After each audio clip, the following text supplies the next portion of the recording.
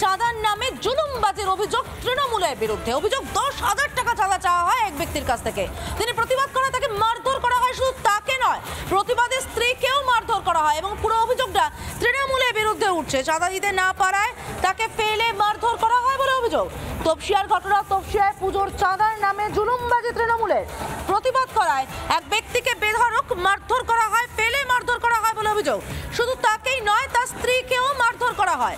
অভিযোগ 10,000 টাকা চাঁদা চাওয়া হয়ে গেছিল এই ব্যক্তির কাছে, কিন্তু ব্যক্তি দিতে পারেননি এবং দিতে না পারাতে তাকে ফেলে মারধর করা হয় বলে অভিযোগ। আরো একবার জানিয়ে রাখতে চাইবো, তপসিয়ার ঘটনা, চাঁদার নামে জুলুমবাজির অভিযোগ তৃণমূলের বিরুদ্ধে। এক ব্যক্তির কাছে 10,000 টাকা চাঁদা চাওয়া হয়, তিনি তা দিতে না পারায় তাকে ফেলে মারধর করার অভিযোগ।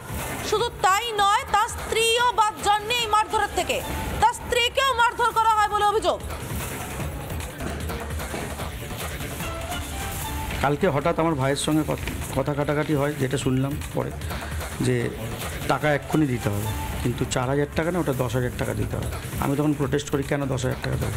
এই কথা বলতে বলতেই হঠাৎ আমার উপর আক্রমণ হয়ে যায়। আপনারা ভিডিও ফুটেজ দেখতে পাবেন যে আমাকে কথা বলার কোনো সময়টা দেয়নি সেইভাবে। লাঠি, রড, আমার মাথায় রড দিয়ে মারা হয়েছে, এখানে বাঁশ দিয়ে মারা হয়েছে। তখন আমি পড়ে যাই, আমার ভাই ইনজোর্ড হয়, আমার বাবা ইনজোর্ড হয়, আমার বউ ইনজোর্ড হয়, যিনি টিচার আছে। থানায় অভিযোগ করেছি, মানে আমি তো কালকে একদম আনকনসিয়াস ছিলাম। আমার ফ্যামিলি যারা ছিল তারা অভিযোগ করেছে, তাদেরকে প্রায় রাত 10টা থেকে নিয়ে 1:30 2টো অবধি বসিয়ে রাখা ছিল। তারপরে ওরা নিয়েছে। আমার ওয়াইফ যেটা বললো, যতটা কথা বলে বুঝলাম, যে ওরা কিছু একটা চাপের মধ্যে পুলিশ আছে। যারা মেরেছে তারা সকলেই তৃণমূল কর্মী, কিন্তু তারা এই রিসেন্ট তৃণমূল জয়েন করেছে প্রায় 7-8 দিন আগে। রিসেন্ট জয়েন করেছে, তার আগে এটা তৃণমূল কর্মী ছিল না। আপনি কি কোনো দল করেন? আমি তৃণমূল করি, আমি প্রায় 2012 থেকে তৃণমূল করি। কিছুদিন আগে চাঁদা কেটে গেছে, তো দেবো বলেছে। এখন না, কিছুদিন বাকি আছে পুজোর, টাকাটা তো সঞ্চয় করে দিতে হবে। ওই কথার শুরু হতে হতে একদম ওরা মব ভায়োলেন্সের মতন অ্যাটাক করতে শুরু করেছে। আমি ওখানে ছিলাম, আমাকেও ফেলে মারধর করেছে।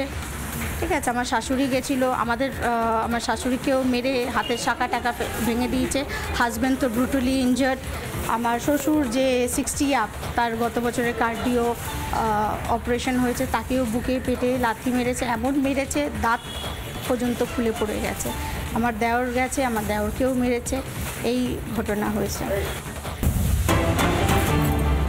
নানা ধরনের কন্টেন্ট দেখার জন্য লাইক করুন, শেয়ার করুন আমাদের ফেসবুক পেজ, সাবস্ক্রাইব করুন আমাদের ইউটিউব চ্যানেল। পাশাপাশি অন্যান্য ব্রেকিং নিউজের জন্য অবশ্যই চোখ রাখুন রিপাবলিক বাংলায়।